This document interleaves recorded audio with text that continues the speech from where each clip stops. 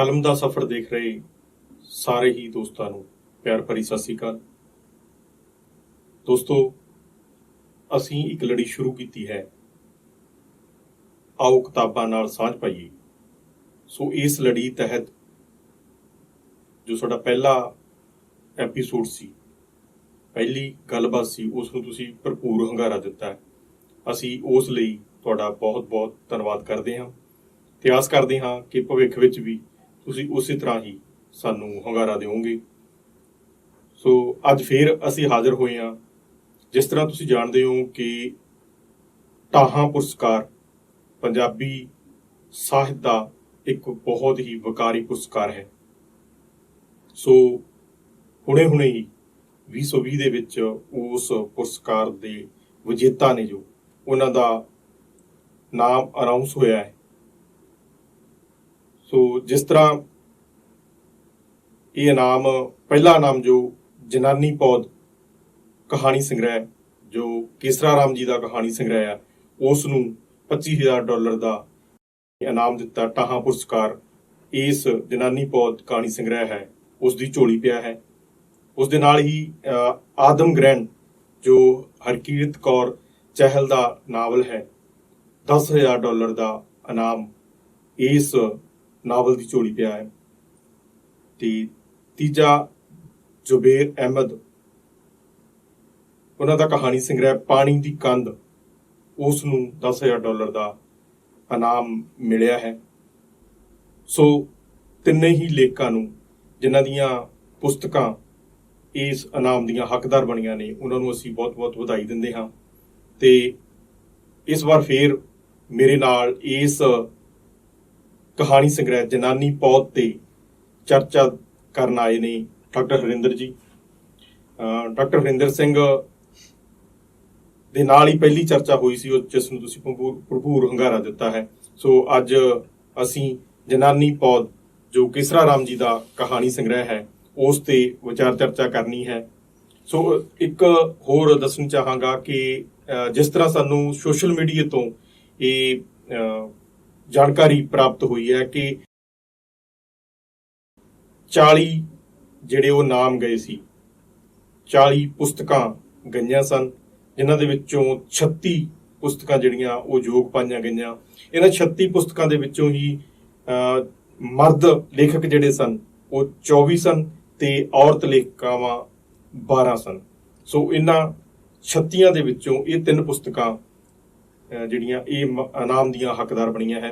ਸੋ ਜੇ ਅਸੀਂ ਡਾਕਟਰ ਹਰਿੰਦਰ ਜੀ, ਜੇ ਇਸ ਜਨਾਨੀ ਪੌਦ ਕਹਾਣੀ ਸੰਗ੍ਰਹਿ ਹੈ, ਜੇ ਇਹਦੀ ਗੱਲ ਕਰੀਏ ਤਾਂ ਇਸ ਕਹਾਣੀ ਸੰਗ੍ਰਹਿ ਦੇ ਵਿੱਚ 6 ਕਹਾਣੀਆਂ ਸ਼ਾਮਲ ਨੇ, ਜਿਸ ਵਿੱਚ ਜਨਾਨੀ ਪੌਦ, ਪਿੰਡਾਂ ਵਿੱਚੋਂ ਪਿੰਡ ਸੁਣੀਦਾ, ਤੇਰੀ ਗੋਤਨ ਵਿਆਹ ਕੇ ਲਿਆ ਰਿਹਾ ਸੁਣ, ਤੇਰੀ ਗੋਤਨ ਵਿਆਹ ਕੇ ਲਿਆ ਰਿਹਾ ਸੁਣ, ਦਰਵਾਜ਼ਾ ਬੰਦ, ਪਲੇਸ ਵੈਲਿਊ ਤੇ ਬੇਟੀ ਕਾ ਬਾਪ।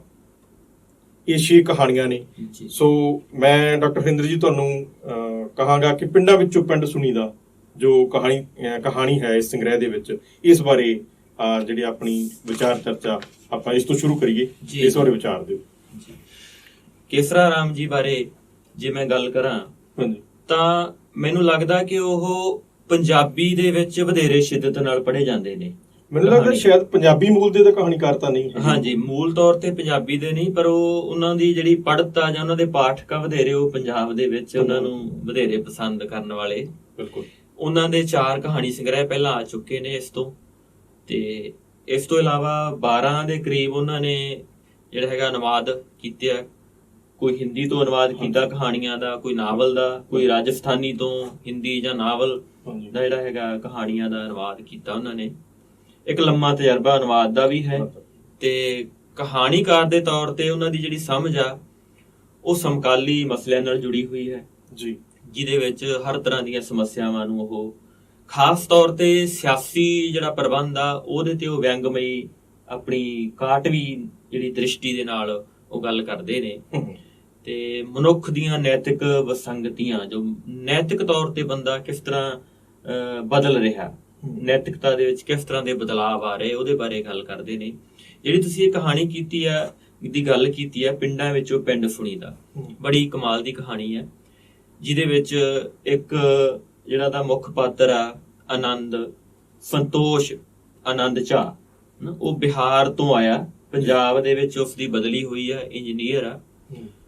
ਉਹਦੇ ਮਨ ਦੇ ਵਿੱਚ ਇੱਕ ਕਨਸੈਪਟ ਵਸਿਆ ਪੰਜਾਬ ਦੇ ਪਿੰਡਾਂ ਬਾਰੇ, ਪੰਜਾਬ ਦੇ ਪਿੰਡਾਂ ਦੇ ਲੋਕਾਂ ਬਾਰੇ, ਪੰਜਾਬ ਦੀਆਂ ਰਸਮਾਂ ਰੀਤਾਂ ਰਿਵਾਜਾਂ ਬਾਰੇ। ਇੱਕ ਕਨਸੈਪਟ ਉਹ ਕਿੱਥੋਂ ਆਇਆ? ਉਹਨੇ ਸਾਹਿਤ ਤੋਂ ਜੋ ਪੜ੍ਹਿਆ, ਨਾਵਲਾਂ ਤੋਂ ਜੋ ਉਹਦੇ ਮਨ 'ਚ ਪੈਦਾ ਹੋਇਆ। ਜਦੋਂ ਉਹ ਪੰਜਾਬ ਦੇ ਸੰਗਰੂਰ ਜ਼ਿਲ੍ਹੇ ਦੇ ਇੱਕ ਪਿੰਡ ਵਿੱਚ ਉਹ ਆਉਂਦਾ ਹੈਗਾ, ਸੰਗਰੂਰ ਦੇ ਵਿੱਚ ਹੀ ਆਉਂਦਾ ਹੈ, ਉਹਨੂੰ ਲੱਗਦਾ ਕਿ ਹੁਣ ਮੈਂ ਇੱਥੋਂ ਦੇ ਪਿੰਡ ਦੇਖ ਸਕਦਾ। ਮਾਲਵੇ ਦੇ ਖਾਸ ਤੌਰ ਤੇ ਪਿੰਡਾਂ ਦਾ ਉਹਦਾ ਦੇਖਣ ਦੀ ਇੱਛਾ। ਉਹ ਆਪਣੇ ਕੁਲੀਗਸ ਨਾਲ ਵੀ ਗੱਲਾਂ ਕਰਦਾ ਇਸ ਬਾਰੇ, ਉਹਨਾਂ ਨੂੰ ਆਪਦੀ ਇੱਛਾ ਦੱਸਦਾ, ਪਰ ਉਸ ਦੀ ਇੱਛਾ ਉਸ ਤਰ੍ਹਾਂ ਪੂਰੀ ਨਹੀਂ ਹੋ ਪਾਉਂਦੀ। ਜੀ ਦੇਖੋ ਤੁਸੀਂ, ਇਹ ਇੱਕ ਦੁਖਾਂਤ ਬਣ ਜਾਂਦਾ ਕਿ ਉਹਦੀ ਇੱਛਾ ਹੀ ਬਹੁਤ ਛੋਟੀ ਹੈ ਨਾ, ਪੰਜਾਬ ਦੇ ਪਿੰਡ ਦੇਖਣੇ, ਪੰਜਾਬ ਦੇ ਲੋਕਾਂ ਬਾਰੇ ਜਾਂ ਉੱਥੋਂ ਦੀਆਂ ਰੀਤਾਂ ਰਸਮਾਂ, ਪਰ ਉਹ ਵੀ ਨਹੀਂ ਪੂਰੀ ਹੋ ਰਹੀ। ਭਾਵ ਕੀ ਹੈ ਕਿ ਬਦਲਾਵ ਇਸ ਹੱਦ ਤੱਕ ਆ ਗਿਆ ਪਿੰਡਾਂ ਦੇ ਵਿੱਚ ਕਿ ਉਹਦੇ ਦੇਖਣ ਯੋਗ ਕੁਝ ਵੀ ਨਹੀਂ ਬਚਿਆ ਜੋ ਉਸਨੇ ਨਾਵਲਾਂ 'ਚ ਪੜ੍ਹਿਆ। ਜੋ ਪੁਰਾਣਾ ਪੰਜਾਬ ਸੀ। ਇਸ ਦਾ ਜਿਹੜਾ ਮੈਂ ਪਾਤਰ ਆ, ਉਹਦਾ ਦੋਸਤ ਆ, ਉਹਨੂੰ ਪੰਜਾਬੀ ਦੇ ਕੁਝ ਨਾਵਲ ਦਿੰਦਾ, ਖਾਸ ਤੌਰ ਤੇ ਰਾਮ ਸਰੂਪ ਅਣਖੀ ਜੀ ਦੇ ਨਾਵਲ, ਕੋਠੇ ਖੜਕ ਸਿੰਘ। ਰਾਮ ਸਰੂਪ ਅਣਖੀ ਜੀ ਨੇ ਆਪਣੇ ਨਾਵਲਾਂ ਦੇ ਵਿੱਚ ਉਸ ਮਾਲਵੇ ਦੇ ਉਸ ਸੱਭਿਆਚਾਰਕ ਪੇਂਡੂ ਕਲਚਰ ਦਾ ਬੜੀ ਬਰੀਕੀ ਨਾਲ ਪੇਸ਼ ਕੀਤਾ। ਤਾਂ ਕੀ ਆ ਕਿ ਉਹਦੇ ਮਨ ਵਿੱਚ ਜਿਹੜਾ ਉਹ ਕਨਸੈਪਟ ਆ ਉਹ ਟੁੱਟ ਜਾਂਦਾ। ਉਹਨੂੰ ਲੱਗਦਾ ਕਿ ਜੋ ਮੈਂ ਪੜ੍ਹਿਆ, ਜੋ ਮੈਂ ਸੋਚਿਆ ਸੀ ਇਹਦੇ ਬਾਰੇ, ਉਹ ਤਾਂ ਇੱਥੇ ਕੁਝ ਵੀ ਦੇਖਣ ਨੂੰ ਮਿਲਦਾ ਨਾ। ਉਹ ਇੱਕ ਵਿਆਹ ਦੇ ਉੱਤੇ ਉਹਨਾਂ ਨੂੰ ਜਾਣ ਦਾ ਮੌਕਾ ਮਿਲਦਾ। ਤੁਸੀਂ ਦੇਖੋ ਵਿਆਹ ਦਾ ਕਨਸੈਪਟ ਉਹਨੇ ਸਾਹਿਤ ਦੇ ਵਿੱਚ ਜੋ ਪੜ੍ਹਿਆ ਕਿ 3-3 4-4 ਦਿਨ ਬਰਾਤਾਂ ਰਹਿੰਦੀਆਂ ਸੀਗੀਆਂ ਨਾ, ਗੱਡਿਆਂ ਤੇ ਜਾਂਦੇ ਸੀ। ਚਲੋ ਸਮੇਂ ਦੇ ਨਾਲ ਬਦਲਾਅ ਜ਼ਰੂਰੀ ਆ, ਪਰ ਉਹ ਦੇਖਦਾ ਕਿ ਸਾਰੀਆਂ ਰੀਤਾਂ ਰਸਮਾਂ ਵੀ ਬਦਲ ਗਈਆਂ, ਚੇਂਜ ਹੋ ਗਈਆਂ। ਕਿਸੇ ਕੋਲ ਬੰਦੇ ਕੋਲ ਖੜਨ ਦਾ ਟਾਈਮ ਨਹੀਂ, ਕਿਸੇ ਨੂੰ ਵਿਆਹ ਵਾਲੇ ਮੁੰਡੇ ਕੁੜੀ ਨੂੰ ਦੇਖਣ ਮਿਲਣ ਦਾ ਟਾਈਮ ਨਹੀਂ। ਲੋਕ ਟਾਈਮ ਤੇ ਜਾਂਦੇ ਆ ਪੈਲਸ ਤੇ ਲਿਫਾਫਿਆਂ 'ਚ ਸ਼ਗਨ ਪਾਏ ਆ, ਫੜਾਏ ਆ, ਤੇ ਆਪਣਾ ਖਾਣ ਪੀਣ ਵੱਲ ਧਿਆਨ ਦਿੱਤਾ, ਤੇ ਚਲੋ ਜੀ ਵਿਆਹ ਹੋ ਗਿਆ। ਮਤਲਬ ਉਹ ਅਮੀਰ ਵਿਰਸਾ ਉਹ ਖਤਮ ਹੋ ਗਿਆ, ਉਹ ਸਾਰਾ ਖਤਮ ਹੋ ਗਿਆ ਕਿ ਇੱਕ ਦੂਜੇ ਦੇ ਕੋਲ ਜਾ ਕੇ ਰਹਿਣਾ ਹੈ ਨਾ, ਇੱਕ 2-2 ਦਿਨ ਪਹਿਲਾਂ ਰਹਿਣਾ ਰਿਸ਼ਤੇਦਾਰਾਂ ਨੇ। ਉਹ ਸੋਚਦਾ ਕਿ ਵਿਆਹਾਂ ਦੇ ਵਿੱਚ ਜੋ ਸਿੱਠਣੀਆਂ ਹੈ ਨਾ ਗਾਈਆਂ ਜਾਂਦੀਆਂ ਸੀ, ਇੱਕ ਦੂਜੇ ਨੂੰ ਵਿਆਹ ਬੰਨੇ ਜਾਂਦੇ ਸੀ, ਜੰਨਾ ਬੰਨ, ਉਹ ਸਾਰਾ ਕੁਝ ਵੀ ਕਿੱਧਰ ਗਿਆ? ਫਿਰ ਉਹਨੂੰ ਦਿਖਦਾ ਨਹੀਂ, ਉਹ ਦਿਖਣਾ ਵੀ ਹੈ ਨਹੀਂ, ਨੈਚੁਰਲ ਆ। ਤੇ ਉਹਦੇ ਮਨ ਦੇ ਵਿੱਚ ਇਸ ਤਰ੍ਹਾਂ ਦਾ ਹਮੇਸ਼ਾ ਇੱਕ ਖੱਪਾ ਰਹਿੰਦਾ। ਉਹਨੂੰ ਲੱਗਦਾ ਕਿ ਮੈਂ ਕੁਛ ਨਾ ਕੁਛ ਉਹ ਦੇਖ ਹੀ ਨਹੀਂ ਸਕਿਆ। ਤੇ ਜਿਹੜਾ ਉਹਦਾ ਦੋਸਤ ਮੈਂ ਪਾਤਰ ਹੈ ਨਾ, ਜਿਹੜਾ ਪੰਜਾਬ ਦਾ ਵਸਨੀਕ ਆ, ਉਹ ਪਿੰਡਾਂ ਦਾ, ਉਹਦੇ ਮਨ 'ਚ ਵੀ ਇਸ ਗੱਲ ਦਾ ਡਰ ਪੈਦਾ ਹੋ ਜਾਂਦਾ। ਉਹ ਵੀ ਫਿਕਰਮੰਦ ਹੋ ਜਾਂਦਾ। ਉਹ ਕਿਉਂ ਫਿਕਰਮੰਦ ਹੁੰਦਾ? ਉਹਨੇ ਤਾਂ ਬੇਸ਼ੱਕ ਦੇਖਿਆ ਹੋਊਗਾ ਉਹ, ਪਰ ਉਹ ਸੋਚਦਾ ਕਿ ਮੇਰੀ ਅਗਲੀ ਪੀੜ੍ਹੀ, ਜਿਹੜੇ ਮੇਰੇ ਬੱਚੇ ਆ, ਮੈਂ ਜੇ ਉਹਨਾਂ ਨੇ ਕਦੇ ਜ਼ਿੰਦਗੀ 'ਚ ਮੈਥੋਂ ਪੁੱਛਿਆ ਕਿ ਪਾਪਾ ਪਿੰਡ ਦੇਖਣਾ, ਪਿੰਡ ਕਿਹੋ ਜਿਹੇ ਹੁੰਦੇ ਆ, ਤਾਂ ਮੈਂ ਉਹਨਾਂ ਨੂੰ ਕੀ ਦਿਖਾਵਾਂਗਾ? ਨਾ ਨਾਨਕੇ ਰਹੇ ਉਸ ਤਰ੍ਹਾਂ ਦੇ ਨਾ, ਕੋਈ ਰਿਸ਼ਤੇਦਾਰ ਕੋਈ ਕਿਤੋਂ ਪ੍ਰਵਾਸ ਕਰ ਗਿਆ, ਕੋਈ ਕਿਤੇ ਵਿਦੇਸ਼ ਚਲਾ ਗਿਆ, ਕੋਈ ਆਪਣਾ ਘਰ-ਬਾਰ ਵੇਚ ਕੇ ਸ਼ਹਿਰ 'ਚ ਚਲੇ ਗਏ ਸਹੂਲਤਾਂ ਦੇ ਨਾਲ, ਹੈ ਨਾ, ਸੁੱਖ ਸਹੂਲਤਾਂ ਦੇ ਲਈ। ਬੰਦਾ ਹਮੇਸ਼ਾ ਇੱਕ ਥਾਂ ਤੋਂ ਦੂਜੀ ਥਾਂ ਤੇ ਚਲਾ ਜਾਂਦਾ, ਤਾਂ ਉਹ ਸਾਰਾ ਕੁਝ ਖਤਮ ਹੋ ਰਿਹਾ। ਤਾਂ ਇਸ ਕਹਾਣੀ ਦੇ ਵਿੱਚ ਬੜੀ ਹੀ ਬਰੀਕੀ ਦੇ ਨਾਲ ਉਸ ਦੀ ਮਾਨਸਿਕਤਾ ਨੂੰ ਉਘਾੜਦਾ ਉਹ ਕਿ ਪਿੰਡ ਆ ਉਹ ਰਹੇ ਨਹੀਂ ਗੇ, ਖਤਮ ਹੋ ਗਏ। ਤੇ ਉਹਦੇ ਮਨ ਦੀ ਜਿਹੜੀ ਹੈਗੀ ਆ ਇੱਕ ਡਰ ਆ ਮਨ ਦਾ ਕਿ ਉਹ ਮੈਂ ਦਿਖਾਊਂਗਾ ਕਿਵੇਂ, ਪਿੰਡਾਂ ਨੂੰ ਆਪਣੇ ਬੱਚਿਆਂ ਨੂੰ ਕਿਵੇਂ ਦਿਖਾਊਂਗਾ। ਉਹ ਪਿੰਡ ਦੇ ਪਾਤਰ ਦੇ ਮਨ ਵਿੱਚ ਵੀ ਪੈਦਾ ਹੋ ਜਾਂਦਾ। ਇਹਦੇ ਐਂਡ ਤੇ ਨਾ ਬੜਾ ਇੱਕ ਕਮਾਲ ਦਾ ਬਿਰਤਾਂਤ ਸਿਰਜਿਆ। ਉਹ ਜਦੋਂ ਜਾਣ ਲੱਗਦਾ ਨਾ ਉਹਦਾ ਦੋਸਤ, ਤੇ ਉਹਨੂੰ ਇੱਕ ਗਿਫਟ ਦਿੰਦਾ। ਉਹ ਗਿਫਟ ਕੀ ਦਿੰਦਾ? ਉਹਦੇ ਵਿੱਚ ਇੱਕ ਸਿਨਰੀ ਆ ਜਿਹਦੇ ਵਿੱਚ ਉਹ ਡਬਲ ਸ਼ੇਡਡ ਸਿਨਰੀ ਆ। ਇੱਕ ਪਾਸੇ ਨੂੰ ਟੇਢਾ ਹੋ ਕੇ ਦੇਖਦਾ ਤਾਂ ਪਿੰਡ ਦਾ ਸੀਨ ਨਜ਼ਰ ਆਉਂਦਾ, ਤੇ ਦੂਸਰੇ ਪਾਸੇ ਜਦੋਂ ਥੋੜਾ ਟੇਢਾ ਹੋ ਕੇ ਦੇਖਦਾ ਤਾਂ ਇੱਕ ਸ਼ਹਿਰ ਦਾ ਸੀਨ ਨਜ਼ਰ ਆਉਂਦਾ। ਤਾਂ ਇੱਕ ਪ੍ਰਤੀਕ ਰੂਪ ਦੇ ਵਿੱਚ ਆ ਕਿ ਪਿੰਡ ਆ ਸ਼ਹਿਰਾਂ 'ਚ ਬਦਲ ਰਹੇ ਨੇ, ਸ਼ਹਿਰਾਂ ਵੱਲ ਜਾ ਰਹੇ ਨੇ, ਸ਼ਹਿਰਾਂ 'ਚ ਪਰਿਵਰਤਿਤ ਹੋ ਰਹੇ ਨੇ ਨਾ। ਉਸ ਆਨੰਦ ਦੀ ਬੱਚੀ ਹੈ ਜਿਹੜੀ ਸੰਤੋਸ਼ ਆਨੰਦ ਦੀ ਬੱਚੀ ਹੈ ਨਾ, ਛੋਟੀ ਜੀ, ਉਹ ਦੇਖਦੀ ਜਦੋਂ ਸਿਨਰੀ, ਉਹਨੂੰ ਪਿੰਡ ਨਜ਼ਰ ਆਉਂਦਾ ਤੇ ਉਹ ਬੜੀ ਖੁਸ਼ ਹੁੰਦੀ ਆ। ਪਰ ਜਦੋਂ ਥੋੜੀ ਜਿਹੀ ਟੇਢੀ ਹੋ ਜਾਂਦੀ ਆ ਤਾਂ ਪਿੰਡ ਨਜ਼ਰ ਆਉਣੋਂ ਹਟ ਜਾਂਦਾ। ਫਿਰ ਉਹ ਚੀਕ ਕੇ ਰੌਲਾ ਪਾ ਕੇ ਕਹਿੰਦੀ, ਪਾਪਾ ਪਿੰਡ ਗਵਾਚ ਗਿਆ। ਤੋ ਇਹ ਜਿਹੜਾ ਪ੍ਰਤੀਕ ਆ ਜਾਂ ਇਹ ਜਿਹੜਾ ਸਾਈਨ ਆ ਕਿ ਵਾਕਈ ਪਿੰਡ ਗਵਾਚ ਰਹੇ ਨੇ, ਇਸ ਕਹਾਣੀ ਦੇ ਵਿੱਚ ਬੜਾ ਭਾਵਪੂਰਤ ਤਰੀਕੇ ਨਾਲ ਉਭਾਰਿਆ ਕੇਸਰ ਰਾਮ ਜੀ ਨੇ।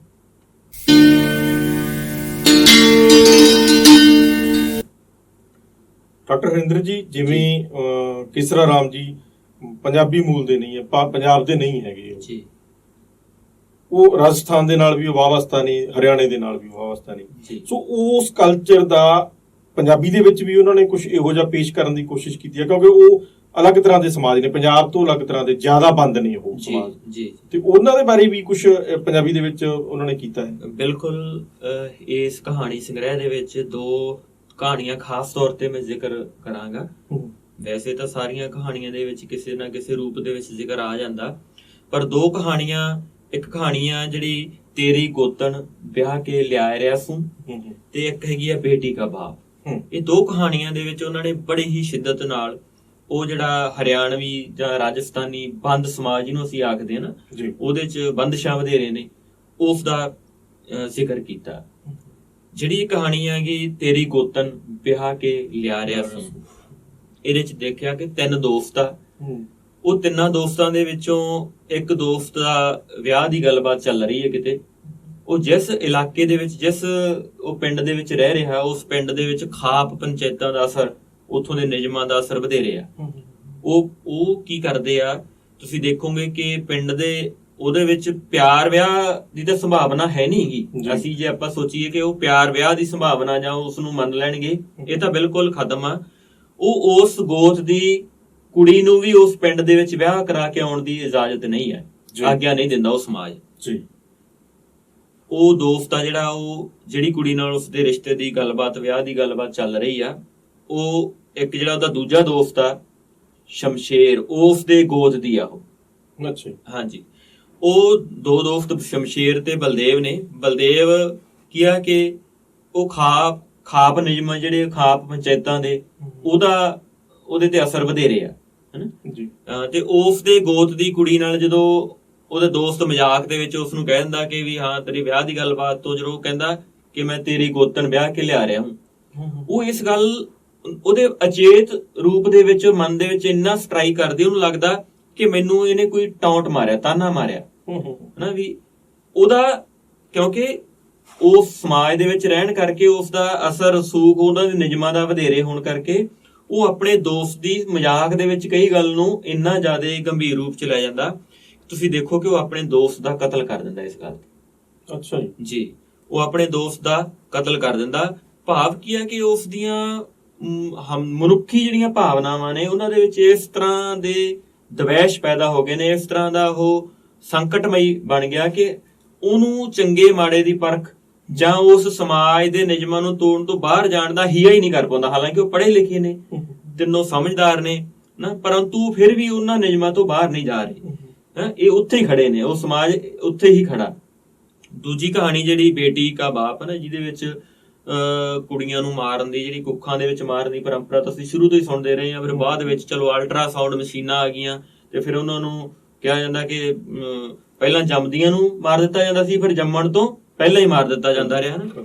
ਤੇ ਇਹਦੇ ਵਿੱਚ ਆਪਾਂ ਜੇ ਕਹੀਏ ਕਿ ਅਨਪੜ੍ਹ ਲੋਕ ਜਾਂ ਅਨਪੜ੍ਹਤਾ ਜਾਂ ਜਿਨ੍ਹਾਂ ਨੂੰ ਕੋਈ ਸਿੱਖਿਆ ਤਾਂ ਨਹੀਂ ਹੈ, ਉਹ ਲੋਕ ਇਸ ਤਰ੍ਹਾਂ ਦੇ ਕੰਮ ਕਰਦੇ ਆ। ਪਰ ਮੈਂ ਸਮਝਦਾ ਇਹ ਕਹਾਣੀ ਦੇ ਵਿੱਚ ਪਹਿਲੀ ਵਾਰ ਆਇਆ ਕਿ ਪੜ੍ਹੇ ਲਿਖੇ ਲੋਕ ਵੀ ਇਸ ਗੱਲ ਨੂੰ ਉਸੇ ਢੰਗ ਨਾਲ ਹੀ ਲੈ ਰਹੇ, ਜਿਹੜੇ ਡਾਕਟਰ ਆ ਖੁਦ, ਜਿਨ੍ਹਾਂ ਨੂੰ ਪਤਾ ਕਿ ਇਹ ਮੁੰਡੇ ਤੇ ਕੁੜੀ ਦਾ ਪੈਦਾ ਹੋਣ ਦਾ ਜਿਹੜਾ ਕਨਸੈਪਟ ਆ ਜਾਂ ਜੋ ਇਹ ਸਵਾਲ ਆ, ਇਹ ਕੁਦਰਤੀ ਆ। ਇਹਦੇ ਵਿੱਚ ਕਿਸ ਤਰ੍ਹਾਂ XY ਉਹ ਜਿਹੜੇ ਮਿਲਦੇ ਨੇ ਕ੍ਰੋਮੋਸੋਮਸ ਨਾ, ਉਹਦੇ ਕਾਰਨ ਆ।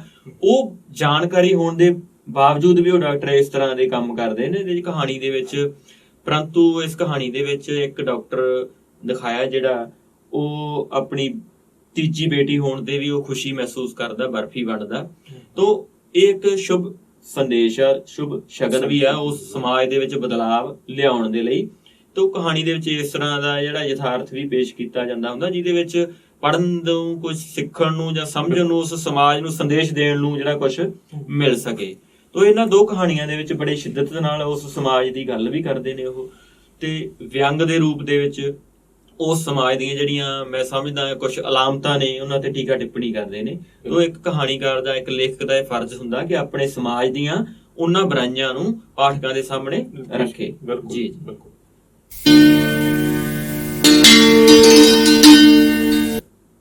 ਡਾਕਟਰ ਹਰਿੰਦਰ ਜੀ, ਜਿਸ ਤਰ੍ਹਾਂ ਇਹਨਾਂ ਕਹਾਣੀਆਂ ਦੇ ਵਿੱਚ ਇੱਕ ਹੈ ਪਲੇਸ ਵੈਲਿਊ ਜੀ, ਤੇ ਇੱਕ ਹੈ ਦਰਵਾਜ਼ਾ ਬੰਦ। ਜੀ।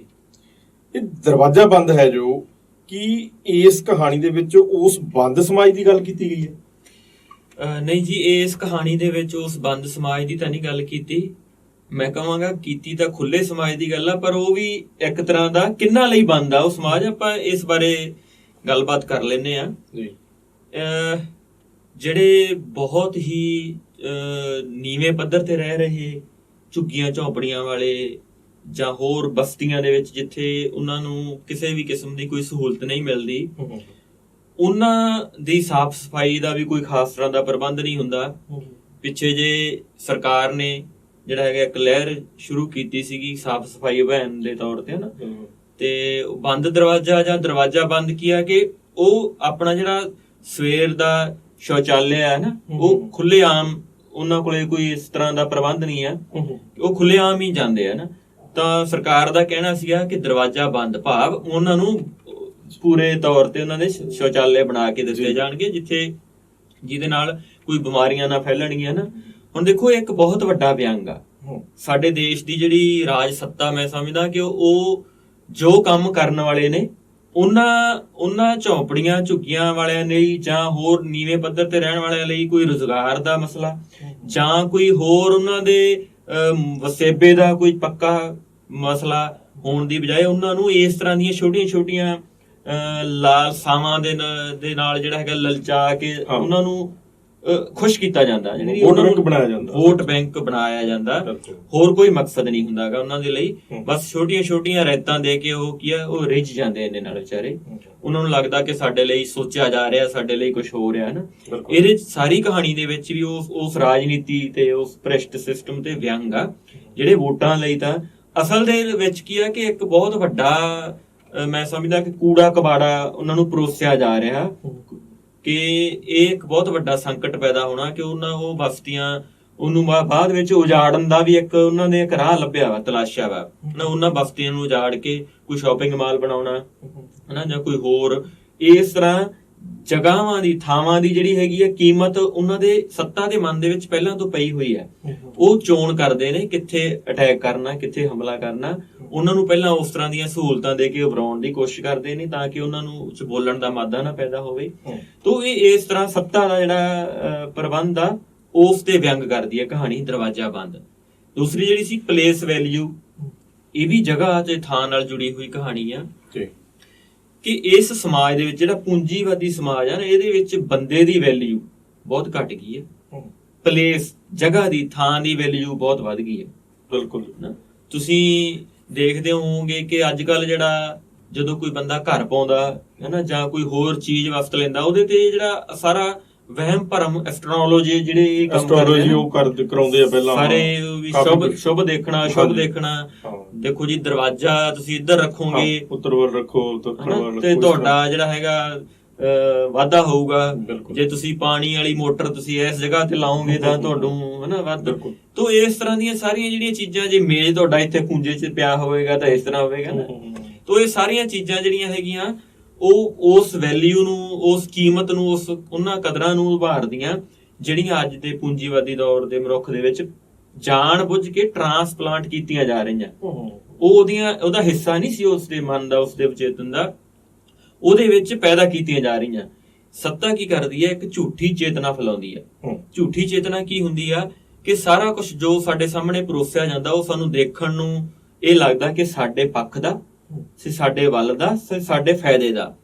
ਪਰ ਉਹ ਅਸਲ ਦੇ ਵਿੱਚ ਮਾਰਕਸ ਨੇ ਇਹਨੂੰ ਫਾਲਸ ਕੌਨਸ਼ੀਅਸਨੈਸ ਕਿਹਾ ਸੀ। ਝੂਠੀ ਚੇਤਨਾ ਹੁੰਦੀ ਆ ਜਿਹਦਾ ਕਿ ਸਾਨੂੰ ਕੋਈ ਲਾਭ ਨਹੀਂ ਹੁੰਦਾ, ਉਲਟਾ ਸਾਡੇ ਉਹ ਵਿਰੋਧ 'ਚ ਜਾ ਰਹੀ ਹੁੰਦੀ ਆ। ਤੋਂ ਪਹਿਲੀ ਕਹਾਣੀ ਦੀ ਜਿਹਦੀ ਆਪਾਂ ਗੱਲ ਕੀਤੀ ਆ ਦਰਵਾਜ਼ਾ ਬੰਦ, ਉਹਦੇ ਵਿੱਚ ਵੀ ਉਹ ਝੂਠੀ ਚੇਤਨਾ ਦੇ ਰਾਹੀਂ ਉਹਨਾਂ ਲੋਕਾਂ ਨੂੰ ਰਾਇਤਾਂ ਦੇ ਕੇ ਤੇ ਖੁਸ਼ ਕਰਨ ਦੀ ਕੋਸ਼ਿਸ਼ ਕਰ ਰਹੇ ਆ ਹਨਾ। ਤੇ ਇਸ ਕਹਾਣੀ ਦੇ ਵਿੱਚ ਕੀ ਆ ਕਿ ਜਗ੍ਹਾ ਦੀ ਵੈਲਿਊ ਦਾ ਕਨਸੈਪਟ ਬੰਦੇ ਦੇ ਮਨ ਵਿੱਚ ਪਾ ਕੇ ਉਹਨਾਂ ਨੂੰ ਜਿਹੜਾ ਹੈਗਾ ਇਸ ਤਰ੍ਹਾਂ ਖੁਸ਼ ਕੀਤਾ ਜਾਂਦਾ। ਕਹਾਣੀ ਦੇ ਜਿਹੜੇ ਇੱਕ ਜੋੜਾ ਹੈਗਾ ਜਦੋਂ ਆਪਣਾ ਘਰ ਬਦਲਦੇ ਆ, ਘਰ ਬਦਲ ਲੈਂਦੇ ਆ, ਉਹ ਆਪਣਾ ਜਦੋਂ ਅੱਡ ਹੁੰਦੇ ਆ ਭਰਾ, ਤੇ ਜਿਸ ਮੁਹੱਲੇ ਦੇ ਵਿੱਚ ਉਹ ਜਾਂਦੇ ਆ ਉੱਥੇ ਵੀ ਉਹਨਾਂ ਨੂੰ ਰਾਸ ਨਹੀਂ ਆਉਂਦਾ। ਉਹਨਾਂ ਨੂੰ ਲੱਗਦਾ ਕਿ ਆਸੇ-ਪਾਸੇ ਬਹੁਤ ਕਿਸਮ ਦਾ ਸ਼ੋਰ ਸੁਣਾਈ ਦਿੰਦਾ ਉਹਨਾਂ ਨੂੰ, ਧਾਰਮਿਕ ਜਿਹੜੀਆਂ ਹੈਗੀਆਂ ਆਵਾਜ਼ਾਂ ਆਉਂਦੀਆਂ ਹੈਗੀਆਂ ਸਪੀਕਰਾਂ ਦੇ ਵਿੱਚੋਂ, ਕੋਈ ਗੁਰਦੁਆਰਾ ਸਾਹਿਬ ਚੋਂ ਆ ਰਹੀ ਹੈ, ਕੋਈ ਮੰਦਿਰ ਚੋਂ, ਕੋਈ ਮਸਜਿਦ ਦੇ ਵਿੱਚੋਂ, ਬੜਾ ਸ਼ੋਰ ਮਹਿਸੂਸ ਕਰਦੇ ਆ ਕਿਸੇ ਵੀ ਧਾਰਮਿਕ ਸਥਾਨ ਦੇ ਵਿੱਚੋਂ ਆਉਣ ਵਾਲੀ ਆਵਾਜ਼ ਉਹਨਾਂ ਨੂੰ ਸਪਸ਼ਟ ਨਹੀਂ ਸੁਣਦੀ। ਤੇ ਤੁਸੀਂ ਦੇਖੋ ਕਿ ਇਸ ਕਿਸਮ ਦਾ ਸ਼ੋਰ ਉਹ ਸੁਣ ਕੇ ਇੰਨੇ ਪਰੇਸ਼ਾਨ ਹੋ ਜਾਂਦੇ ਕਿ ਉਹ ਆਪਣਾ ਘਰ ਬਦਲਣ ਲਈ, ਛੱਡਣ ਲਈ ਤਿਆਰ ਹੋ ਜਾਂਦੇ ਹਨ।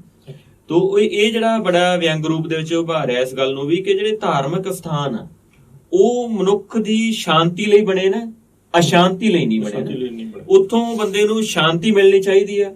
ਜਿਹੜਾ ਵੀ ਉਸ ਧਾਰਮਿਕ ਸਥਾਨ ਨਾਲ ਜੁੜਿਆ ਵਾ ਵਿਅਕਤੀ ਉਹਨੂੰ ਸ਼ਾਂਤੀ ਪ੍ਰਾਪਤ ਹੋਵੇ, ਪਰੰਤੂ ਕੀ ਅੱਜ ਕੱਲ ਅਸ਼ਾਂਤੀ ਮਿਲ ਰਹੀ ਹੈ ਉੱਥੋਂ ਉਹਨਾਂ ਨੂੰ ਕੁਝ ਵੀ ਇਸ ਤਰ੍ਹਾਂ ਦਾ। ਇਸ ਕਹਾਣੀ ਦੇ ਵਿੱਚ ਇੱਕ ਹੋਰ ਬੜਾ ਖੂਬਸੂਰਤ ਬਿਰਤਾਂਤ ਆਇਆ, ਜਿਹੜਾ ਰਾਮ ਮੰਦਿਰ ਵਿਵਾਦ ਹੋਇਆ ਸੀ ਉਸ ਨਾਲ ਜੁੜਿਆ ਵਾ ਉਹ ਬਿਰਤਾਂਤ ਆ ਛੋਟਾ ਜਿਹਾ, ਕਿ ਉਹ ਕਿਸ ਤਰ੍ਹਾਂ ਜਿਹੜਾ ਹੈਗਾ 1-1 ਰੁਪਈਆ ਉਹ ਦਾਨ ਉਹਨਾਂ ਨੇ ਲਿਆ। ਉਹ ਹਰ ਘਰ ਦੇ ਵਿੱਚ ਆਉਂਦੇ ਆ, ਉਸ ਤੋਂ 1 ਰੁਪਈਆ ਤੇ 1 ਇੱਟ ਦਾ ਜਿਹੜਾ ਦਾਨ ਮੰਗਦੇ ਆ ਕਿ ਅਸੀਂ ਮੰਦਿਰ ਨਿਰਮਾਣ ਹੋਣਾ ਉੱਥੇ ਅਯੁੱਧਿਆ ਦੇ ਵਿੱਚ, ਉੱਥੇ ਇੱਟਾਂ ਲੈ ਕੇ ਜਾਣੀਆਂ। ਤੋਂ ਇੱਕ ਪ੍ਰਤੀਕ ਰੂਪ ਦੇ ਵਿੱਚ ਵਰਤਿਆ ਇਸ ਕਹਾਣੀ ਦੇ ਵਿੱਚ ਕਿ ਕਿਵੇਂ ਉਹ ਆਮ ਲੋਕ ਆ ਜਿਹੜੇ ਇਸ ਤੇ ਸਵਾਲ ਉਠਾਉਂਦੇ ਆ। ਉਹ ਜਿਹੜਾ ਉਸ ਕਹਾਣੀ ਦਾ ਇੱਕ ਪਾਤਰ ਆ ਉਹਨੂੰ ਸਵਾਲ ਕਰਦਾ ਉਹਨਾਂ ਨੂੰ, ਉਹ ਸਹਿਜ ਸੁਭਾਅ ਨਾ ਜਿਹੜੇ ਆਮ ਲੋਕ ਹੁੰਦੇ ਉਹ ਸਹਿਜ ਸੁਭਾਅ ਗੱਲ ਕਰਦੇ ਆ ਉਹਨੂੰ, ਜਦੋਂ ਕਹਿੰਦੇ ਆ ਕਿ ਵੀ ਅਸੀਂ ਅਯੁੱਧਿਆ ਲਈ ਕਾਰ ਸੇਵਾ ਕਰ ਰਹੇ ਆ ਤੇ ਉੱਥੇ 1-1 ਰੁਪਈਆ ਤੇ ਜਿੰਨੇ ਮੈਂਬਰ ਆ ਤੁਸੀਂ ਉਨੇ ਰੁਪਈਏ, 1-1 ਰੁਪਈਏ ਦੇ ਹਿਸਾਬ ਨਾਲ ਤੇ ਉਨੀਆਂ ਇੱਟਾਂ। ਉਹ ਸੋਚਦਾ, ਉਹਨਾਂ ਨੂੰ ਪੁੱਛਦਾ, ਕਹਿੰਦਾ ਜੀ ਇੰਨੀ ਦੂਰ ਇੱਟਾਂ ਲੈ ਕੇ ਜਾਓਗੇ ਤੇ ਖਰਚਾ ਹੀ ਬਹੁਤ ਪੈ ਜਾਊਗਾ। ਸਹਿਜ ਸੁਭਾਅ ਇੱਕ ਪਾਠਕ ਦਾ ਸਵਾਲ ਆ। ਬਿਲਕੁਲ। ਤੇ ਉਹ ਜਦੋਂ ਉਹਦੇ ਸਾਹਮਣੇ ਮਤਲਬ ਨਾਰੇ ਲਾਉਂਦੇ ਜੈ ਸ਼੍ਰੀ ਰਾਮ ਦੇ, ਜਾਂ ਉਹ ਡਰ ਜਾਂਦਾ, ਚੁੱਪ ਕਰ ਜਾਂਦਾ। ਤੋਂ ਭਾਵ ਕੀ ਆ ਕਿ ਕਿਸ ਤਰ੍ਹਾਂ ਸੱਤਾ ਜਾਂ ਕੋਈ ਵੀ ਜਿਹੜਾ ਧਰਮ ਆ ਕਿਸੇ ਤਰ੍ਹਾਂ ਆਪਣੀ ਘੱਟ ਗਿਣਤੀ ਨੂੰ ਡਰਾ ਲੈਂਦਾ ਜਾਂ ਦਬਾ ਲੈਂਦਾ ਨਾ। ਤੋਂ ਇਹ ਸਾਰਾ ਕੁਝ ਵਿਅੰਗ ਰੂਪ ਦੇ ਵਿੱਚ ਕੇਸਰਾ ਰਾਮ ਨੇ ਆਪਣੀ ਕਹਾਣੀ ਦੇ ਵਿੱਚ ਉਭਾਰਿਆ। ਪਰ ਸੈਂਟਰ ਦੇ ਵਿੱਚ, ਕੇਂਦਰ ਦੇ ਵਿੱਚ ਸੱਤਾ ਹੀ ਰਹਿੰਦੀ ਹੈ। ਸੱਤਾ ਦੀਆਂ ਉਹ ਅਮਾਨਵੀ ਨੀਤੀਆਂ ਹੀ ਰਹਿੰਦੀਆਂ ਜਿਹਦੇ ਨਾਲ ਬੰਦਾ ਇਹ ਸਾਰੇ ਦੁਖਾਂਤ ਭੋਗ ਰਿਹਾ। ਸੋ ਹੁਣ ਜਿਸ ਕਹਾਣੀ ਤੇ ਇਸ ਕਹਾਣੀ ਸੰਗ੍ਰਹਿ ਦਾ ਨਾਮਕਰਨ ਹੋਇਆ ਜੀ, ਔਰ ਜਨਾਨੀ ਪੌਦ ਜੀ, ਇਸ ਬਾਰੇ ਵੀ ਆਪਾਂ ਗੱਲ ਕਰੀਏ ਜੀ। ਇਸ ਬਾਰੇ ਗੱਲ ਕਰਨੀ ਇਹ ਜ਼ਰੂਰੀ ਆ ਕਿਉਂਕਿ ਕਹਾਣੀ ਬੜੀ ਹੀ ਕਮਾਲ ਦੀ ਕਹਾਣੀ ਆ, ਬਹੁਤ ਕਮਾਲ। ਇਹਦੇ ਵਿੱਚ ਮੈਂ ਸਮਝਦਾ ਕੋਈ ਇੱਕ ਪਰਤ ਨਹੀਂ ਹੈ ਇਸ ਕਹਾਣੀ ਦੇ ਵਿੱਚ, ਅਨੇਕਾਂ ਪਰਤਾਂ ਨੇ ਇਸ ਕਹਾਣੀ ਦੀਆਂ, ਵਿਸ਼ੇ ਦੇ ਪੱਖ ਤੋਂ ਤੇ ਜਿਹੜੇ ਸਾਡੇ ਸਮਾਜ ਦੇ ਵਿੱਚ ਜੋ ਇੱਕ ਲਿੰਗ ਵਿਤਕਰਾ ਉਸ ਦੇ ਪੱਖ ਤੋਂ ਇਸ ਦੇ ਵਿੱਚ ਬੜੀ ਹੀ ਕਮਾਲ ਦੀ ਇੱਕ ਡਿਬੇਟ ਵੀ ਹੈ ਮੈਂ ਸਮਝਦਾ। ਤੇ ਆਪਣਾ ਜਿਹੜਾ ਹੈਗਾ ਇੱਕ ਖਾਸ ਤਰ੍ਹਾਂ ਦਾ ਇੱਕ ਵਿਚਾਰ ਵੀ ਇਹ 'ਚ ਉਸਰਦਾ ਨਜ਼ਰ ਆਉਂਦਾ। ਬਿਲਕੁਲ। ਜਿਹੜਾ ਜਨਾਨੀ ਪੌਦ, ਜਦੋਂ ਮੈਂ ਇਸ ਕਹਾਣੀ ਨੂੰ ਪੜ੍ਹਿਆ ਮੈਨੂੰ ਲੱਗਿਆ ਵੀ ਇਹ ਜਨਾਨੀ ਪੌਦ ਸ਼ਬਦ ਆ ਜਿਹੜਾ ਇਹਦੀ ਉਤਪਤੀ ਜਾਂ ਇਹ ਸ਼ਬਦ ਕਿਵੇਂ ਪੈਦਾ ਹੋਇਆ ਨਾ। ਤੋਂ ਕਹਾਣੀ ਦੇ ਵਿੱਚ ਨਾ ਇੱਕ ਬਿਰਤਾਂਤ ਆਉਂਦਾ ਕਿ ਇੱਕ ਉਸ ਕਹਾਣੀ ਦੇ ਵਿੱਚ ਇੱਕ ਬੰਦਾ ਨੱਥਾ ਸਿੰਘ ਨਾ ਤਾਇਆ, ਉਸ ਕਰੈਕਟਰ ਆ ਜਿਹੜਾ, ਉਹ ਕੀ ਕਰਦਾ ਕਿ ਉਹ ਕੇਲਿਆਂ ਦੀ ਇੱਕ ਫਸਲ ਤਿਆਰ, ਉਹ ਮਾਹਰ ਆ, ਕੇਲਿਆਂ ਦੀ ਫਸਲ ਉਗਾਉਣ ਦੇ ਵਿੱਚ ਮਾਹਰ ਆ। ਉਹ ਬੰਜਰ ਧਰਤੀ ਹੋਵੇ ਜਿੱਥੇ, ਉੱਥੇ ਵੀ ਉਹ ਇਸ ਤਰ੍ਹਾਂ ਦੀ ਫਸਲ ਤਿਆਰ ਕਰਦਾ ਮਿਹਨਤ ਨਾਲ, ਤੇ ਉਹ ਭਰਪੂਰ ਫਸਲ ਹੁੰਦੀ ਹੈ ਨਾ। ਤੋ ਕੇਲਿਆਂ ਦੀ ਫਸਲ ਦੇ ਲਈ ਕੀ ਆ ਕਿ ਨਰ ਤੇ ਮਾਦਾ 2 ਪੌਦੇ ਹੋਣੇ ਜ਼ਰੂਰੀ ਹੁੰਦੇ ਆ। ਬਿਲਕੁਲ। ਉਹ ਕਹਿੰਦੇ ਵੀ ਹੁਣ ਉਹਨਾਂ ਨੇ ਇਸ ਤਰ੍ਹਾਂ ਕੀਤਾ ਕਿ ਨਰ ਪੌਦੇ ਦੀ ਲੋੜ ਨਹੀਂ ਪੈਂਦੀ, ਸਿਰਫ ਮਾਦਾ ਪੌਦੇ ਹੀ ਤੁਸੀਂ ਲਾਓਗੇ ਤਾਂ ਉਹ ਵਧੀਆ ਫਲ ਦਿੰਦੇ ਆ। ਇਹ ਜਿਹੜਾ ਨਰ ਤੇ ਮਾਦਾ ਦਾ ਕਨਸੈਪਟ ਆ ਸਾਡੇ ਕੁਦਰਤ ਦੇ ਹਰੇਕ ਹਿੱਸੇ ਦੇ ਵਿੱਚ ਮੌਜੂਦ ਆ। ਤੁਸੀਂ ਦੇਖੋਗੇ ਕਿ ਜਿਹੜੇ ਸਬਜ਼ੀਆਂ ਲੱਗਦੀਆਂ ਨਾ, ਸਬਜ਼ੀਆਂ ਦੀਆਂ ਜਿਹੜੀਆਂ ਵੇਲਾਂ ਹੁੰਦੀਆਂ, ਕੱਦੂਆਂ ਦੀ ਹੋ ਗਈ, ਤੋਰੀਆਂ ਦੀ ਹੋ ਗਈ, ਉਹਨਾਂ ਵੇਲਾਂ ਨੂੰ ਜਿਹੜੇ ਫੁੱਲ ਲੱਗਦੇ ਆ ਉਹ ਵੀ ਨਰ ਤੇ ਮਾਦਾ 2 ਕਿਸਮ ਦੇ ਹੁੰਦੇ ਆ। ਉਹ ਨਰ ਤੇ ਮਾਦਾ ਫੁੱਲਾਂ ਤੋਂ ਮੱਖੀਆਂ ਇੱਕ ਫੁੱਲ ਤੋਂ ਬੈਠ ਕੇ, ਜਾਂ ਤਿਤਲੀਆਂ ਇੱਕ ਫੁੱਲ ਤੋਂ ਦੂਸਰੇ ਫੁੱਲ ਦੇ ਵਿੱਚ ਜਿਹੜਾ ਉਹਦਾ ਰਸ ਟ੍ਰਾਂਸਪਲਾਂਟ ਕਰਦੀਆਂ ਨਾ, ਪਰ ਪਰਾਗਣ ਜੀ, ਤੇ ਉਹਦੇ ਨਾਲ ਜਿਹੜਾ ਹੈਗਾ ਉਹ ਮਾਦਾ ਫੁੱਲਾਂ ਦੇ ਵਿੱਚ ਗਰੋਥ ਹੁੰਦੀ ਆ ਤੇ ਉਹ ਫਲ ਲੱਗਦਾ। ਤੋ ਇਹ ਜਿਹੜਾ ਕੁਦਰਤ ਦੇ ਵਿੱਚ ਵੀ ਮੌਜੂਦ ਆ ਨਾ, ਸਾਰੇ ਕਿਤੇ ਮੌਜੂਦ ਆ। ਬੰਦਾ ਇਸ ਨੂੰ ਕਿਉਂ ਇਸ ਤਰ੍ਹਾਂ ਵਰਤ ਰਿਹਾ? ਕਹਾਣੀ ਦੇ ਵਿੱਚ ਕੀ ਆ ਕਿ ਇੱਕ 2 ਸਹੇਲੀਆਂ ਨੇ, ਇੱਕ ਕੁੜੀ ਦਾ ਨਾਂ ਸਵੀਟੀ ਆ, ਦੂਸਰੀ ਦਾ ਨਾਂ ਪ੍ਰੀਤੀ ਆ। ਉਹਨਾਂ ਦੋਨਾਂ ਦਾ ਬਿਰਤਾਂਤ ਸਿਰਜਿਆ ਗਿਆ ਕਹਾਣੀ ਦੇ ਵਿੱਚ। ਦੋਨੇ ਇਸ ਪੁਰਸ਼ ਸਮਾਜ ਦੀ ਜਿਹੜਾ ਹੈਗਾ ਨਾਬਰੀ ਹੰਡਾਉਂਦੀਆਂ ਨੇ, ਪਰ ਉਹ ਵੱਖਰੇ ਵੱਖਰੇ ਰੂਪ 'ਚ, ਉਹਦਾ ਹੱਲ ਵੀ ਉਹ ਵੱਖਰੇ ਵੱਖਰੇ ਢੰਗ ਨਾਲ ਕਰਦੀਆਂ। ਸਾਡਾ ਸਮਾਜ ਪਹਿਲਾਂ ਨਾਰੀ ਪ੍ਰਧਾਨ ਸਮਾਜ ਸੀ, ਜਿਹਦੇ ਵਿੱਚ ਕੀ ਹੈ ਕਿ ਇੱਕ ਨਾਰੀ ਦੀ ਕੁੱਖ ਤੋਂ ਜਨਮ ਲੈਣ ਵਾਲੀ ਧੀ ਸੀ ਜਿਹੜੀ, ਉਹਨੂੰ ਵਿਰਸੇ ਦੀ ਵਾਰਸ ਮੰਨਿਆ ਜਾਂਦਾ ਸੀ ਕਿ ਉਹ ਨਾਰੀ ਦੀ ਕੁੱਖ ਤੋਂ ਜਨਮ ਲੈਂਦੀ ਸੀ ਜਿਹੜੀ ਧੀ, ਉਹ ਵਿਰਸੇ ਦੀ ਵਾਰਸ ਹੁੰਦੀ ਸੀ, ਜਿਹੜਾ ਮੁੱਢਲਾ ਸਮਾਜ ਸੀ ਸਾਡਾ, ਜਿਹਦੇ ਬਾਰੇ ਮਾਰਕਸ ਹੋਣੀ ਤੇ ਉਹਨਾਂ ਲੈਨਨ ਨੇ ਗੱਲ ਕੀਤੀ ਆਪਦੀ ਕਿਤਾਬ ਦੇ ਵਿੱਚ। ਉਸ ਤੋਂ ਬਾਅਦ ਕੀ ਹੋਇਆ ਕਿ ਬੰਦੇ ਨੂੰ ਲੱਗਿਆ ਕਿ ਮੇਰੀ ਜਿਹੜੀ ਕਦਰ ਦਾ, ਮੇਰੀ ਜਿਹੜੀ ਵੈਲਿਊ ਆ ਉਹ ਬਹੁਤ ਘੱਟ ਆ ਉਸ ਸਮਾਜ ਦੇ ਵਿੱਚ, ਮੇਰਾ ਕੋਈ ਕੰਮ ਨਹੀਂ ਰਹਿ ਗਿਆ। ਤੇ ਉਹਨੇ ਕੀ ਕੀਤਾ, ਉਹਨੇ ਸਮਾਜ ਦਾ ਇਸ ਵਿਧਾਨ ਨੂੰ ਜਿਹੜਾ ਉਲਟਾ ਦਿੱਤਾ।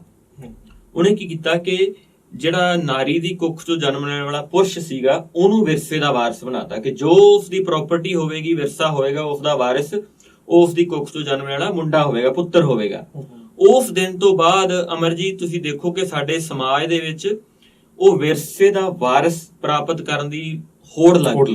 ਬਿਲਕੁਲ, ਅਸੀਂ ਉਸ ਤੋਂ ਘੱਟ ਸੋਚਣਾ ਹੀ ਨਹੀਂ ਚਾਹੁੰਦੇ। ਤੋ ਵਿਰਸੇ ਦਾ ਵਾਰਿਸ ਚਾਹੇ ਜਿਹੋ ਜਿਹਾ ਮਰਜ਼ੀ ਹੋਵੇ।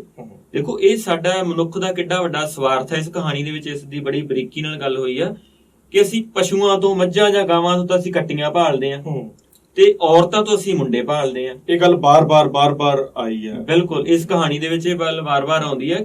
ਤੋ ਇਹ ਸਾਡੀ ਸਵਾਰਥੀ ਸੋਚ ਦਾ ਇੱਕ ਤਰ੍ਹਾਂ ਦਾ ਤੁਲਨਾਤਮਕ ਅਧਿਐਨ ਵੀ ਕੀਤਾ ਕਹਾਣੀ ਦੇ ਵਿੱਚ ਕਿ ਅਸੀਂ ਕਿਸ ਤਰ੍ਹਾਂ ਦੇ ਸਮਾਜ ਵਿੱਚ ਰਹਿ ਰਹੇ ਹਾਂ, ਕਿਸ ਤਰ੍ਹਾਂ ਦੀਆਂ ਕਦਰਾਂ ਕੀਮਤਾਂ 'ਚ ਰਹਿ ਰਹੇ ਹਾਂ। ਤੋ ਜਿਹੜੀ ਇਸ ਕਹਾਣੀ ਦੀ ਇੱਕ ਕੁੜੀ ਆ ਬਿਟੀਆ ਦੀ, ਉਹਦਾ 2-3 ਵਾਰ ਇਸ ਤਰ੍ਹਾਂ ਅਬੋਰਸ਼ਨ ਕਰਵਾਇਆ ਜਾਂਦਾ ਕਿ ਤਾਂ ਕਿ ਉਹ ਮੁੰਡਾ ਪੈਦਾ ਹੋ ਸਕੇ, ਹਨਾ। ਤੇ ਉਹ ਇਸ ਗੱਲ ਤੋਂ ਇੰਨਾ ਅੱਕ ਜਾਂਦੀ ਆ ਕਿ ਉਹ ਇਸ ਗੱਲ ਨੂੰ ਆਪਣੇ ਢੰਗ ਨਾਲ ਇਸ ਦਾ ਹੱਲ ਕਰਦੀ ਆ, ਉਹ ਨਸਬੰਦੀ ਕਰਵਾ ਕੇ ਹੱਲ ਕਰ ਲੈਂਦੀ ਆ। ਪਰੰਤੂ ਜਿਹੜੀ ਪ੍ਰੀਤੀ ਆ ਉਸ ਦੇ ਕੋਈ ਬੱਚਾ ਨਹੀਂ ਪੈਦਾ ਹੋ ਰਿਹਾ, ਉਹ ਵੱਖਰੇ ਤਰ੍ਹਾਂ ਦਾ ਦੁਖਾਂਤ ਹੰਢਾਉਂਦੀ ਆ। ਤਾਂ ਉਹਨੂੰ ਵਿਰਸੇ ਦਾ ਵਾਰਸ ਚਾਹੇ ਕੋਈ ਵੀ ਹੋਵੇ, ਉਹਦੇ ਲਈ ਤਾਂ ਇੱਕ ਬੱਚਾ ਪੈਦਾ ਕਰਨ ਦੀ ਸਮੱਸਿਆ ਹਨਾ। ਤਾਂ ਉਸ ਦਾ ਘਰ ਵਾਲਾ ਜਿਹੜਾ ਬਖਸ਼ੀਸ਼ ਦਿਖਾਇਆ, ਉਸ ਦੇ ਵਿੱਚ ਬੱਚਾ ਪੈਦਾ ਕਰਨ ਦੀ ਸਮਰੱਥਾ ਨਹੀਂ ਹੈ। ਉਹ ਇਸ ਪੱਖ ਤੋਂ ਆਪਣੇ ਆਪ ਨੂੰ ਅਯੋਗ। ਪਰੰਤੂ ਕੀ ਹੈ ਕਿ ਮਰਦ ਜਿਹੜਾ ਹੁੰਦਾ ਉਹ ਕਦੇ ਵੀ ਆਪਣੀ ਕਮਜ਼ੋਰੀ ਜ਼ਾਹਰ ਨਹੀਂ ਕਰਦਾ, ਮੰਨਣ ਨੂੰ ਤਿਆਰ ਨਹੀਂ, ਕਿਉਂਕਿ ਉਸ ਨੂੰ ਹੀਣਾ ਹੋਣਾ ਪਵੇਗਾ, ਉਸ ਨੂੰ ਝੁਕਣਾ ਪਵੇਗਾ। ਤੇ ਇਸ ਵਿੱਚ ਜਿਹੜੀ ਸਵੀਟੀ ਆ ਉਹ ਇਸ ਦਾ ਹੱਲ ਇਸ ਤਰ੍ਹਾਂ ਕੱਢਦੀ ਹੈ ਕਿ ਉਹ ਨਸਬੰਦੀ ਕਰਵਾ ਕੇ ਇਸ ਦੁਖਾਂਤ ਤੋਂ ਮੁਕਤ ਹੋ ਜਾਂਦੀ ਹੈ ਨਾ, ਵੀ ਉਹਨੂੰ ਵਾਰ-ਵਾਰ ਇਸ ਦੁਖਾਂਤ ਨਾ ਝੱਲਣਾ ਪਵੇ। ਤੇ ਜਿਹੜੀ ਪ੍ਰੀਤੀ ਆ ਉਹਦੇ ਲਈ ਇਹ ਸਮੱਸਿਆ ਕਿ ਉਹ ਬੱਚਾ ਹੀ ਪੈਦਾ ਨਹੀਂ ਹੋ ਰਿਹਾ, ਉਸਦਾ ਘਰ ਵਾਲਾ ਜਿਹੜਾ ਬਖਸ਼ੀਸ਼ ਉਹ ਉਸਦੇ ਵਿੱਚ ਬੱਚਾ ਪੈਦਾ ਕਰਨ ਦੀ ਸਮਰੱਥਾ ਨਹੀਂ ਹੈ। ਪਰੰਤੂ ਉਹ ਇਹ ਗੱਲ ਮੰਨਣ ਨੂੰ ਤਿਆਰ ਨਹੀਂ, ਉਹ ਇਹ ਗੱਲ ਲੁਕੋ ਕੇ ਰੱਖਦਾ। ਉਹ ਇਸ ਲਈ ਲੁਕੋ ਕੇ ਰੱਖਦਾ ਕਿ ਉਹਨੂੰ ਲੱਗਦਾ ਕਿ ਮੈਂ ਹੀਣਾ ਨਹੀਂ ਹੋਣਾ ਚਾਹੁੰਦਾ ਆਪਣੀ ਪਤਨੀ ਦੇ ਸਾਹਮਣੇ। ਇਸੇ ਗੱਲ ਨੂੰ ਆਧਾਰ ਬਣਾ ਕੇ ਉਹ ਆਪਣੀ ਪਤਨੀ ਤੇ ਤਸ਼ੱਦਦ ਵੀ ਕਰ ਸਕਦਾ, ਉਹਨੂੰ ਕਿਸੇ ਵੀ ਕਿਸਮ ਦਾ ਜਿਹੜਾ ਹੈਗਾ ਹੋਰ ਦੁਖਾਂਤ ਵੀ ਉਹ ਝੱਲਦੀ ਹੈਗੀ। ਉਹ ਇਸੇ ਕਾਰਨ, ਕਿਉਂਕਿ ਸਾਡੇ ਸਮਾਜ ਦੇ ਵਿੱਚ, ਪੁਰਸ਼ ਪ੍ਰਧਾਨ ਸਮਾਜ ਦੇ ਵਿੱਚ ਨਾ ਇਹੀ ਗੱਲ ਹੁੰਦੀ ਹੈ ਕਿ ਜਦੋਂ ਕੋਈ ਕਿਸੇ ਦੇ ਬੱਚਾ ਨਹੀਂ ਹੁੰਦਾ ਤਾਂ ਹਮੇਸ਼ਾ ਔਰਤ ਹੀ ਦੋਸ਼ੀ ਹੁੰਦੀ ਹੈ ਨਾ, ਕਿਉਂਕਿ ਉਹਦੇ ਕੋਲੇ ਆਪਣੇ ਦੋਸ਼ ਸਿੱਧ ਕਰਨ ਦਾ ਕੋਈ ਸਬੂਤ ਨਹੀਂ ਹੁੰਦਾ ਨਾ। ਫਿਰ ਇੱਕ ਡਾਕਟਰ ਹੰਦਰੀ, ਇਹਦੇ ਵਿੱਚ ਇੱਕ ਗੱਲ ਬੜੀ ਮੈਂ ਜਿਹੜੀ ਪੜ੍ਹੀ ਹੈ ਜੀ, ਜਦੋਂ ਕਹਾਣੀ ਅਸੀਂ ਪੜ੍ਹਦੇ ਹਾਂ ਤਾਂ ਦੇਖਦਾ ਹੈ ਕਿ ਦੇਖੋ ਤੁਸੀਂ, ਔਰਤ ਬੇਕਸੂਰ ਹੁੰਦੀ ਹੋਈ ਵੀ ਸਵੀਕਾਰ ਕਰਦੀ ਹੈ, ਠੀਕ ਹੈ। ਉਹ ਜਿੱਥੇ ਉਹਦੀ ਸੱਸ ਲੈ ਕੇ ਜਾਂਦੀ ਹੈ ਉਹ ਨਾਲ ਤੁਰ ਜਾ ਰਹੀ ਹੈ, ਉਹਦਾ ਵਿਰੋਧ ਨਹੀਂ ਕਰਦੀ। ਜੋ ਡੇਰੇ ਤੇ ਲਿਜਾਣ ਦੀ ਗੱਲ ਕਰਦੀ ਆ ਉੱਥੇ ਵੀ ਜਾਂਦੀ ਆ, ਉਹ ਸਾਰੇ ਪਾਸੇ ਜਾਂਦੀ ਆ, ਜਿਸ ਤਰ੍ਹਾਂ ਦੇ ਉਪਾਅ ਉਹ ਕਹਿੰਦੀ ਆ ਉਹ ਕਰਦੀ ਆ। ਇਹ ਦੇਖੋ ਇਹ ਕਿੱਡੀ ਸਹਿਣਸ਼ੀਲਤਾ ਕਹਿ ਲਓ ਜਾਂ ਇਸ ਤਰ੍ਹਾਂ ਦੀ ਮਨੋਬਿਰਤੀ ਆ ਔਰਤ ਦੀ ਕਿ ਉਹ ਬੇਕਸੂਰ ਹੁੰਦੀ ਹੋਈ ਵੀ ਉਹ ਕੁਝ ਕਰ ਰਹੀ ਆ ਜੋ ਇੱਕ ਕਸੂਰਵਾਰ ਨੂੰ ਕਰਨਾ ਚਾਹੀਦਾ। ਦੇਖੋ ਇਹਦਾ ਕਾਰਨ ਵੀ ਸਾਡੇ ਕਲਚਰ ਦੇ ਵਿੱਚ ਪਿਆ ਕਿ ਇਹ ਸਮਝਿਆ ਜਾਂਦਾ, ਸਾਡੇ ਕਲਚਰ ਦੇ ਵਿੱਚ ਇਹ ਮਾਨਤਾ ਪਤਾ ਨਹੀਂ। ਹੁਣ ਮੈਂ ਸਮਝਦਾ ਕਿ ਜਦੋਂ ਕਲਚਰ ਦੀ ਜਿਹੜੀ ਬਣਤ ਹੋਈ ਹੈ ਨਾ, ਪੈਦਾ ਹੁੰਦਾ ਜਦੋਂ ਕਲਚਰ ਕਿਸੇ, ਉਹਦੇ ਵਿੱਚ ਬਹੁਤ ਸਾਰੀਆਂ ਗੱਲਾਂ ਜਦੋਂ ਬਣਾਈਆਂ ਜਾਂਦੀਆਂ, ਨਿਯਮ ਤੈਅ ਕੀਤੇ ਜਾਂਦੇ ਆ, ਤੇ ਉਹ ਕਿਤੇ ਨਾ ਕਿਤੇ ਜਾ ਕੇ ਗਲਤ ਵੀ ਹੋ ਜਾਂਦੇ ਹੋਣਗੇ। ਹੁਣ ਸਾਡੇ ਕਲਚਰ ਦੇ ਵਿੱਚ ਇਹ ਕਿ ਜਿਹੜੀ ਔਰਤ ਮਾਂ ਨਹੀਂ ਬਣਦੀ ਉਹਨੂੰ ਸੰਪੂਰਨ ਨਹੀਂ ਮੰਨਿਆ ਜਾਂਦਾ। ਬਿਲਕੁਲ, ਹਨਾ। ਤੋ ਉਹ ਉਹਦੇ ਮਨ ਦੇ ਵਿੱਚ ਵੀ ਇਹ ਗੱਲ ਬਣੀ ਵੀ ਆ ਕਿ ਮੈਨੂੰ ਜਿਹੜਾ ਸਮਾਜ ਕੀ ਕਹੂਗਾ ਵੀ ਮੈਂ ਸੰਪੂਰਨ ਨਹੀਂ ਹੋ ਸਕੀ, ਮੈਂ ਮਾਂ ਨਹੀਂ ਬਣ ਸਕੀ। ਤੋ ਮਾਂ ਹੋਣਾ, ਸੰਪੂਰਨ ਹੋਣਾ, ਉਹ ਇਸ ਲਈ ਉਹ ਜੋ ਕੁਝ ਕਹਿੰਦੇ ਆ ਉਹ ਕਰ ਰਹੀ ਆ।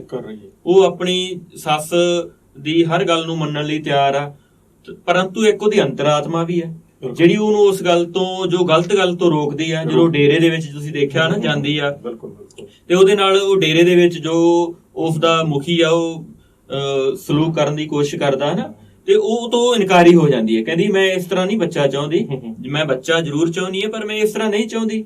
ਤਾਂ ਉਹ ਉਹਦੀ ਅੰਤਰਾਤਮਾ ਜਿਹੜੀ ਉਹਨੂੰ ਹਨਾ ਇਸ ਗੱਲ ਤੋਂ ਰੋਕਦੀ ਹੈ। ਪਰੰਤੂ ਬਾਅਦ ਵਿੱਚ ਕਹਾਣੀ ਦੇ ਐਂਡ 'ਚ ਅਸੀਂ ਦੇਖਦੇ ਹਾਂ ਕਿ ਉਸਦੇ ਬੱਚਾ ਹੋਣ ਵਾਲਾ ਹੈ, ਪਰ ਉਹ ਬੱਚਾ ਜਦੋਂ ਹੋਣ ਦੀ ਘਰੇ ਗੱਲ ਹੁੰਦੀ ਆ ਤੇ ਜੇ ਦੇਖੋ ਕਿੱਥੇ ਤਾਂ ਸਾਰਿਆਂ ਨੂੰ ਖੁਸ਼ ਹੋਣਾ ਚਾਹੀਦਾ, ਤੁਸੀਂ ਦੇਖਿਆ ਹੋਣਾ, ਤੇ ਉਹਦਾ ਪਤੀ ਉਦਾਸ ਹੋ ਜਾਂਦਾ। ਕਿਉਂ ਉਦਾਸ ਹੋ ਜਾਂਦਾ? ਕਿਉਂਕਿ ਉਹਨੂੰ ਪਤਾ ਕਿ ਮੈਂ ਬੱਚਾ ਪੈਦਾ ਕਰਨ ਦੇ ਸਮਰੱਥ ਨਹੀਂ ਸੀ, ਪਰ ਇਹ ਹੋਇਆ ਤਾਂ ਕਿਵੇਂ ਹੋਇਆ। ਤੋ ਇਸ ਦਾ ਹੱਲ ਵੀ ਕਹਾਣੀਕਾਰ ਨੇ ਪਾਠਕ ਤੇ ਛੱਡਿਆ। ਤੇ ਜਿਹੜਾ ਫਰਟੀਲਿਟੀ ਹਸਪੀਟਲ ਦੇ ਵਿੱਚ ਤਾਂ ਇੱਕ ਜ਼ਿਕਰ ਆਉਂਦਾ ਵਿੱਚ ਥੋੜਾ ਜਿਹਾ ਪ੍ਰਤੀਕ ਰੂਪ ਦੇ ਵਿੱਚ, ਤੇ ਇੱਕ ਜਿਹੜਾ ਉਹ ਨੱਥਾ ਸਿੰਘ ਉਹਦਾ ਤਾਇਆ ਉਹਦਾ ਵੀ ਜ਼ਿਕਰ ਆਉਂਦਾ ਹੈਗਾ, ਜਿਹੜਾ ਉਹ ਕੇਲਿਆਂ ਦੀ ਜਨਾਨੀ ਪੌਦ ਤਿਆਰ ਕਰਦਾ, ਬੰਜਰ ਜ਼ਮੀਨ ਦੇ ਵਿੱਚ ਫਸਲ ਉਗਾਉਣ ਦਾ ਜਿਹੜਾ ਪ੍ਰਤੀਕ ਆ, ਉਹ ਇਹ ਦੋਨੇ ਪ੍ਰਤੀਕ ਆ ਜਿਹੜੇ ਉਹ ਇਕੱਠੇ ਹੋ ਕੇ ਕਿਤੇ ਨਾ ਕਿਤੇ ਕੰਮ ਕਰ ਰਹੇ ਆ, ਜਿਹਦਾ ਮੈਂ ਸਮਝਦਾ ਕਿ ਇਹ ਬੜੀ ਕਲਾਤਮਿਕਤਾ ਨਾਲ ਕੇਸਰਾ ਰਾਮ ਨੇ ਉਹਨੂੰ ਲੁਪਤ ਰੱਖ ਕੇ ਪਾਠਕ ਤੇ ਛੱਡਿਆ ਸੋਚਣ ਦੇ ਲਈ। ਤੇ ਇਹਦਾ ਨਿਰਣਾ ਪਾਠਕ ਆਪਣੇ ਆਪ ਕਰ ਲੈਂਦਾ ਜਦੋਂ ਕਹਾਣੀ ਪੜ੍ਹਦਾ। ਤੋ ਇਸ ਕਹਾਣੀ ਦੇ ਵਿੱਚ ਨਾ ਇੱਕ ਹੋਰ ਬੜਾ ਖਾਸ ਗੱਲ ਮੈਨੂੰ ਲੱਗੀ, ਜਿਹੜੇ ਸੁਪਨਿਆਂ ਬਾਰੇ ਤੁਸੀਂ ਪੜ੍ਹਿਆ ਹੋਣਾ ਨਾ, ਉਹਨੂੰ ਪਹਿਲਾਂ ਸੱਪਾਂ ਦੇ ਸੁਪਨੇ ਆਉਂਦੇ ਸੀ। ਜਦੋਂ ਉਹ ਮਾਂ ਨਹੀਂ ਬਣੀ ਹੁੰਦੀ ਉਹਨੂੰ ਸੱਪਾਂ ਦੇ ਸੁਪਨੇ ਆਉਂਦੇ ਆ, ਬੜੇ ਡਰਾਵਣੇ ਸੁਪਨੇ ਆਉਂਦੇ ਆ, ਠੀਕ ਹੈ। ਉਹ ਸੱਪਾਂ ਦੇ ਸੁਪਨੇ ਵੀ ਇੱਕ ਤਰ੍ਹਾਂ ਦਾ ਪ੍ਰਤੀਕ ਰੂਪ ਦੇ ਵਿੱਚ ਆ। ਦੇਖੋ ਭਾਵੇਂ ਸੁਪਨਿਆਂ ਬਾਰੇ ਸਾਡੇ ਮਨੋਵਿਗਿਆਨ ਦੇ ਵਿੱਚ ਬਹੁਤਾ ਯਥਾਰਥਕ ਤਰੀਕੇ ਨਾਲ ਜਾਂ ਬਹੁਤੇ ਸਪਸ਼ਟ ਰੂਪ ਦੇ ਵਿੱਚ ਕੁਝ ਨਹੀਂ ਕਿਹਾ ਗਿਆ। ਫਰਾਇਡ ਨੇ ਜ਼ਰੂਰ ਕਿਹਾ ਕਿ ਜਿਹੜੇ ਸਾਡੇ ਅਧੂਰੀਆਂ ਇੱਛਾਵਾਂ ਦੀ ਪੂਰਤੀ ਹੁੰਦੇ ਆ, ਜਾਂ ਹੋਰ ਬਹੁਤ ਸਾਰੇ ਮਨੋਵਿਗਿਆਨੀਆਂ ਨੇ ਇਹਦੇ ਬਾਰੇ ਥੋੜੀ ਗੱਲ ਜ਼ਰੂਰ ਕੀਤੀ ਆ, ਪਰੰਤੂ ਸਾਰੇ ਇੱਕ ਮਤ ਨਹੀਂ ਹੋ ਸਕੇ ਕਿ ਸੁਪਨੇ ਆਉਂਦੇ ਕਿਉਂ ਆ ਬੰਦੇ ਨੂੰ ਨਾ। ਉਹ ਸੱਪਾਂ ਦੇ ਸੁਪਨੇ ਆਉਂਦੇ ਆ, ਉਹ ਵੀ ਉਹਦੀ ਕਿਸੇ ਨਾ ਕਿਸੇ ਅਧੂਰੀ ਇੱਛਾ ਦਾ ਜਿਹੜਾ ਹੈਗਾ ਪ੍ਰਤੀਕ ਹੈ। ਪਰ ਜਦੋਂ ਉਹ ਮਾਂ ਬਣ ਜਾਂਦੀ ਆ ਤਾਂ ਉਸ ਤੋਂ ਬਾਅਦ ਉਹਨੂੰ ਸੁਪਨੇ ਆਉਂਦੇ ਆ ਸ਼ੇਰਾਂ ਦੇ, ਬਘਿਆੜਾਂ ਦੇ। ਤੋਂ ਉਹਦੀ ਮਾਨਸਿਕਤਾ ਦੇ ਨਾਲ ਜੁੜਿਆ ਵਾ। ਇਹ ਮੈਂ ਸਮਝਦਾ ਕਿ ਬੜੀ ਕਲਾਤਮਿਕਤਾ ਨਾਲ ਇਹ ਕੇਸਰਾ ਰਾਮ ਦੀ ਕਲਾਤਮਿਕ ਖੂਬੀ ਆ। ਉਹਨੇ ਆਪਣੀ ਕਹਾਣੀ ਨੂੰ ਇਸ ਤਰ੍ਹਾਂ ਜਿਹੜਾ ਹੈਗਾ ਪੇਸ਼ ਕੀਤਾ। ਉਹ ਇਸ ਕਹਾਣੀ ਦੇ ਵਿੱਚ ਇਸਤਰੀ ਦੀ ਮੈਂ ਸਮਝਦਾ ਕਿ ਉਹ ਦੁਖਾਂਤਕ ਸਥਿਤੀ ਉਭਾਰੀ ਆ, ਜਿਹੜੀ ਸਾਡੇ ਸਮਾਜ ਦੇ ਵਿੱਚ ਉਹਨੂੰ ਅੱਜ ਵੀ ਭੋਗਣੀ ਪੈ ਰਹੀ ਆ। ਇੱਕ ਔਰਤ ਨੂੰ ਜਿਹੜਾ ਹੈਗਾ ਵਿਆਹ ਹੋਣ ਤੋਂ ਬਾਅਦ ਤੁਰੰਤ ਉਹ ਤੇ ਇਹ ਆਸ ਕੀਤੀ ਜਾਂਦੀ ਹੈ ਕਿ ਉਹ ਕਦੋਂ ਸਾਡੇ ਖਾਨਦਾਨ ਦਾ ਵਾਰਿਸ ਪੈਦਾ ਕਰੇ। ਉਹ ਵਾਰਿਸ ਕਿਹੋ ਜਿਹਾ ਵੀ ਹੋ ਸਕਦਾ, ਪਰੰਤੂ ਉਹਨੂੰ ਇਹ ਆ ਕਿ ਸਾਡੇ ਜਿਹੜਾ ਹੈਗਾ ਖਾਨਦਾਨ ਦਾ ਵਾਰਿਸ ਪੈਦਾ ਹੋਣਾ ਚਾਹੀਦਾ, ਤੇ ਨਹੀਂ ਉਹ ਅਧੂਰੀ ਮੰਨੀ ਜਾਂਦੀ ਹੈ। ਬਿਲਕੁਲ ਹਿੰਦਰੀ, ਇਹਦੇ ਵਿੱਚ ਮੈਂ ਦੇਖਿਆ ਕਿ ਸਟਾਰਟਿੰਗ ਦੇ ਵਿੱਚ ਜੋ ਦੇਖੀਏ ਵੀ ਜੋ ਕੁੜੀਆਂ ਦੇ ਵਿੱਚ ਇੱਕ ਚੁਲਬੁਲਾਪਨ ਹੈ ਉਹ ਦਿਖਾਇਆ ਗਿਆ। ਕੇਸਰਾ ਰਾਮ ਨੇ ਬੜੇ ਵਧੀਆ ਢੰਗ ਦੇ ਨਾਲ ਉਹਨੂੰ ਦਿਖਾਇਆ। ਔਰ ਇਹਦੇ ਵਿੱਚ ਇੱਕ ਗੱਲ ਹੋਰ ਮੈਂ ਜੋੜਨੀ ਚਾਹਾਂਗਾ ਕਿ ਜੋ ਮੈਨੂੰ ਮਹਿਸੂਸ ਹੋਈ ਹੈ ਕਿ ਉਹ ਚੁਲਬੁਲਾਪਨ ਆਉਂਦਾ ਉਹ ਜਦੋਂ ਆਪਸ ਵਿੱਚ ਸਵੀਟੀ ਤੇ ਪ੍ਰੀਤੀ ਆਪਸ ਵਿੱਚ ਗੱਲਾਂ ਕਰਦੀਆਂ, ਉਹ ਵੀ ਚੁਲਬੁਲਾਪਨ ਉਸੇ ਤਰ੍ਹਾਂ ਬਰਕਰਾਰ ਰਹਿੰਦਾ। ਔਰ ਜਿਹੜਾ ਉਹਦਾ ਨਾਮ ਹੈ, ਜੋ ਮੋਬਾਈਲ ਦੇ ਵਿੱਚ ਜੋ ਨਾਮ ਫੀਡ ਕਰਦੀ ਹੈ, ਉਹ ਵੀ ਉਸ ਚੁਲਬੁਲੇਪਨ ਦੇ ਵਿੱਚ ਹੀ ਆਉਂਦਾ। ਔਰ ਉਸ ਤੋਂ ਬਾਅਦ ਜਦੋਂ ਉਹ ਇਹ ਹਾਲਾਤਾਂ ਦੇ ਨਾਲ ਜੂਝ ਰਹੀ ਹੈ ਤਾਂ ਉਹਦੇ ਵਿੱਚ ਉਹ ਚੁਲਬੁਲਾਪਨ ਨਹੀਂ ਰਹਿੰਦਾ, ਪਰ ਜਦੋਂ ਉਹਨੂੰ ਉਮੀਦਵਾਰੀ ਹੁੰਦੀ ਹੈ ਤਾਂ ਉਹ ਚੁਲਬੁਲਾਪਨ ਫੇਰ ਵਾਪਸ ਆ ਜਾਂਦਾ। ਸੋ ਮਨੁੱਖੀ ਮਨ ਦੀਆਂ ਕਿੰਨੀਆਂ ਪਰਤਾਂ ਕੇਸਰਾ ਰਾਮ ਜੀ ਨੇ ਇਹਦੇ ਵਿੱਚ ਬੜੇ ਹੀ ਕਮਾਲ ਦੀ ਗੱਲ ਹੈ ਤੁਹਾਡੀ ਜਿਹੜੀ ਤੁਸੀਂ ਫੜੀ ਹੈ ਇਹ। ਦੇਖੋ ਜਦੋਂ ਉਹ ਨਾ ਪੜਨ ਜਾਂਦੀਆਂ, ਤੁਸੀਂ ਦੇਖਿਆ ਹੋਣਾ ਬੱਸ ਦੇ ਵਿੱਚ ਉਹਨਾਂ ਨਾਲ ਇਸ ਤਰ੍ਹਾਂ ਉਹਨਾਂ ਨੂੰ ਮਹਿਸੂਸ ਹੁੰਦਾ ਕਿ ਬੱਸਾਂ ਦੇ ਵਿੱਚ ਅਕਸਰ ਨਾ ਕੁੜੀਆਂ ਨਾਲ ਜਿਹੜਾ ਧੱਕਾ ਮੁੱਕੀ ਜਾਂ ਹੋਰ ਉਹਨਾਂ ਨੂੰ ਹੱਥ ਲਾਉਣਾ ਕਿਸੇ ਨਾ ਕਿਸੇ ਗਲਤ ਤਰੀਕੇ ਨਾਲ, ਹਨਾ। ਉਹ ਆਪਣੇ ਘਰੇ ਗੱਲ ਕਰਦੀਆਂ, ਉਹਨਾਂ ਨੂੰ ਆਸ ਆ ਕਿ ਸਾਡੇ ਘਰ ਦੇ ਇਸ ਦਾ ਕੋਈ ਹੱਲ ਲੱਭਣਗੇ, ਪਰ ਹੱਲ ਲੱਭਣ ਦੀ ਬਜਾਏ ਉਹ ਕੀ ਕਰਦੇ ਆ, ਉਹਨਾਂ ਨੂੰ ਪੜਨੋਂ ਹਟਾ ਲੈਂਦੇ ਆ। ਤੋ ਇਹ ਕੀ ਆ ਕਿ ਉਹ ਆਪਣੇ ਆਪ ਦੇ ਵਿੱਚ ਵਧੀਆ ਢੰਗ ਦੇ ਨਾਲ ਆਪਣੀ ਜਿਹੜੀ ਹੈਗੀ ਆ ਕਹਿ ਲੋ ਕਿ ਇਸ ਸਮਾਜ ਦੇ ਵਿੱਚ ਵਿਚਰਨ ਦੀ ਕੋਸ਼ਿਸ਼ ਕਰਦੀਆਂ ਆਪਣੇ ਉਹਨਾਂ ਸਮਾਜ ਦੇ ਨਿਯਮਾਂ ਦੇ ਅਨੁਸਾਰ ਹੀ, ਪਰ ਸਮਾਜ ਉਹਨਾਂ ਨੂੰ ਫਿਰ ਵੀ ਉਹ ਬਣਦੀ ਮਾਨਤਾ ਨਹੀਂ ਦਿੰਦਾ। ਉਹ ਆਪਣੇ ਸੁਪਨੇ ਜਿਹੜੇ ਮਾਰ ਕੇ ਜੋ ਜਿਹੜਾ ਚੁਲਬੁਲੇਪਨ ਦੀ ਤੁਸੀਂ ਗੱਲ ਕੀਤੀ ਆ, ਉਹ ਬਹੁਤ ਅੱਛੀ ਗੱਲ ਆ। ਅੱਛੀ ਕਿਉਂ ਆ? ਦੇਖੋ ਬੰਦੇ ਨੂੰ ਨਿਰਾਸ਼ਾ ਦੇ ਵਿੱਚੋਂ ਨਿਕਲਣ ਲਈ, ਜ਼ਿੰਦਗੀ ਦੇ ਵਿੱਚ ਬਹੁਤ ਸਾਰੀ ਨਿਰਾਸ਼ਾ ਹਨ, ਉਹਨਾਂ ਦੇ ਦੋਨੇ ਨਿਰਾਸ਼ ਨੇ, ਉਹ ਉਦਾਸ ਨੇ, ਉਹਨਾਂ ਨੂੰ ਆਪਸ ਦੇ ਵਿੱਚ ਉਹ ਗੱਲਬਾਤ ਜਿਹੜੀ ਉਹ ਇੰਨੇ ਆਨੰਦ ਦਿੰਦੀ ਆ ਕਿ ਉਹ ਰੀਫਰੈਸ਼ ਹੋ ਜਾਂਦੀਆਂ। ਉਹਨਾਂ ਨੂੰ ਲੱਗਦਾ ਕਿ ਅਸੀਂ ਇਹ ਗੱਲਬਾਤ ਕਰਕੇ ਸਾਡੀ ਜਿਹੜੀ ਉਦਾਸੀ ਦੂਰ ਹੋ ਗਈ ਹੈ। ਤਾਂ ਉਹ ਇਸ ਤਰ੍ਹਾਂ ਦਾ ਕੋਈ ਨਾ ਕੋਈ ਇਨਸਾਨ ਤਾਂ ਹੋਣਾ ਹੀ ਚਾਹੀਦਾ ਨਾ, ਜਿਹਦੇ ਨਾਲ ਅਸੀਂ ਉਸ ਤਰ੍ਹਾਂ ਦੀ ਗੱਲ ਕਰਕੇ ਜਿਹੜੀ ਸਾਡੇ ਮਨ ਨੂੰ ਸਕੂਨ ਦਿੰਦੀ ਹੋਵੇ ਉਹ ਕਰ ਸਕੀਏ। ਤਾਂ ਇਸੇ ਕਰਕੇ ਉਹਨਾਂ ਦਾ ਜਿਹੜਾ ਚੁਲਬੁਲਾਪਨ ਆ ਉਹ ਆਪਸ ਦੇ ਵਿੱਚ ਬੜਾ ਹੀ ਯਥਾਰਥਕ ਵੀ ਲੱਗਦਾ, ਤੇ ਮੈਂ ਸਮਝਦਾ ਇਹ ਹੋਣਾ ਵੀ ਚਾਹੀਦਾ, ਜਿਹਦੇ ਨਾਲ ਉਹਨਾਂ ਉਸ ਦਿਖਾਂਤ ਵਿੱਚੋਂ ਨਿਕਲ ਸਕਦੀਆਂ। ਬਿਲਕੁਲ। ਸੋ ਦੋਸਤੋ, ਇਹ ਸੀ ਜਨਾਨੀ ਪੌਦ ਜਿਸ ਨੂੰ ਢਾਹਾਂ ਪੁਰਸਕਾਰ ਮਿਲਿਆ ਹੈ। ਸੋ ਉਸ ਤੇ ਚਰਚਾ ਅਸੀਂ ਕੀਤੀ ਹੈ। ਇਹ ਚਰਚਾ ਕਿਸ ਤਰ੍ਹਾਂ ਦੀ ਤੁਹਾਨੂੰ ਲੱਗੀ ਜਾਂ ਅਸੀਂ ਕਿੰਨੇ ਕੁ ਸਫਲ ਹੋਏ ਆ, ਇਹ ਤੁਸੀਂ ਦੱਸਣਾ ਹੈ। ਸੋ ਡਾਕਟਰ ਹਿੰਦਰ ਜੀ, ਤੁਹਾਡਾ ਬਹੁਤ ਬਹੁਤ ਧੰਨਵਾਦ। ਤੁਹਾਡਾ ਵੀ ਬਹੁਤ ਬਹੁਤ ਧੰਨਵਾਦ ਤੇ ਕਲਮ ਦਾ ਸਫ਼ਰ ਦੇਖ ਰਹੇ ਸਾਰੇ ਹੀ ਦਰਸ਼ਕਾਂ ਸਰੋਤਿਆਂ ਦਾ ਬਹੁਤ ਬਹੁਤ ਧੰਨਵਾਦ। ਸੋ ਦੋਸਤੋ, ਤੁਹਾਡੇ ਹੰਗਾਰੇ ਦੇ ਨਾਲ ਇਹ ਪ੍ਰੋਗਰਾਮ ਇਸ ਤਰ੍ਹਾਂ ਹੀ ਅਸੀਂ ਜਾਰੀ ਰੱਖਣ ਦੀ ਕੋਸ਼ਿਸ਼ ਕਰਾਂਗੇ। ਸੋ ਫਿਰ ਮਿਲਦੇ ਹਾਂ ਕਿਸੇ ਹੋਰ ਕਿਤਾਬ ਦੇ ਨਾਲ ਕਿਸੇ ਹੋਰ ਸਮੇਂ। ਤੁਹਾਡਾ ਬਹੁਤ ਬਹੁਤ ਧੰਨਵਾਦ। Subscribe now and press the bell icon. Never miss an update.